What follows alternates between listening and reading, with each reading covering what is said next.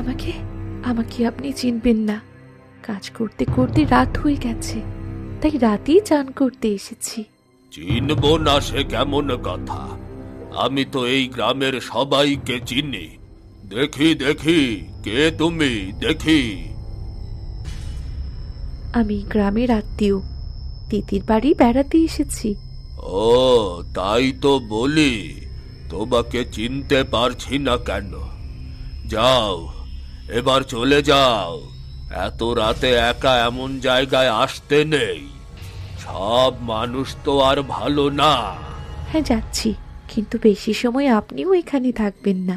আমাকে নিয়ে চিন্তা করতে হবে না, তুমি যাও।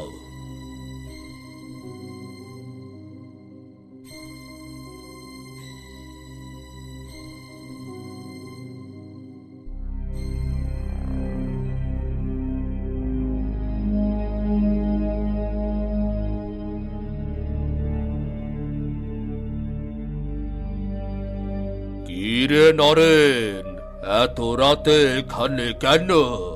কাকা, সারাদিন কাজ করেছি, তাই রাতের বেলায় নির্জন জায়গায় আসলাম। তাছাড়া আপনি তো সব জানেনই। বুঝতে পেরেছি।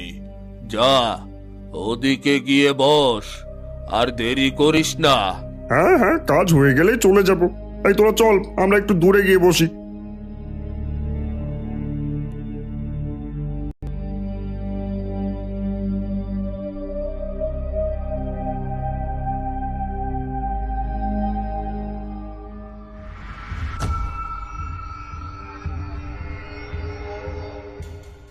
ভালো জায়গা জোগাড় করে রেখেছিস।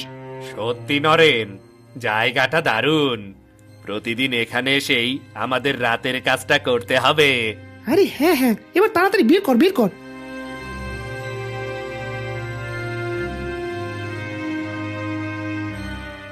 নরেন্দা, ওই দেখো, এই রাতের বেলা আবার কোন মেয়ে মানুষ এসে দিঘিতে স্নান করছে দেখো। বলিস কি, মেয়ে মানুষ? কই দেখি। তাই তো, তা রাতের বেলা কে চান করতে এসেছে এখানে? এই কানাই, গিয়ে দেখে আয় তো। না না না না না, আমি যাব না। রাতের বেলা ভূত দেখে আমার অনেক ভয় লাগে, আমি যাব না। আরে ভূত হবে কেন? এই মাত্রই তো ধীরেন কাকা চান করে গেল, দেখলি না? যা যা দেখে আয়, আমাদের তো কাজে লাগতে পারে। নরেন্দা, ওই ভিতুটাকে দিয়ে কিছুই হবে না, আমি যাচ্ছি। হ্যাঁ হ্যাঁ, তুই যা, আর তাড়াতাড়ি আসিস, বুঝলি?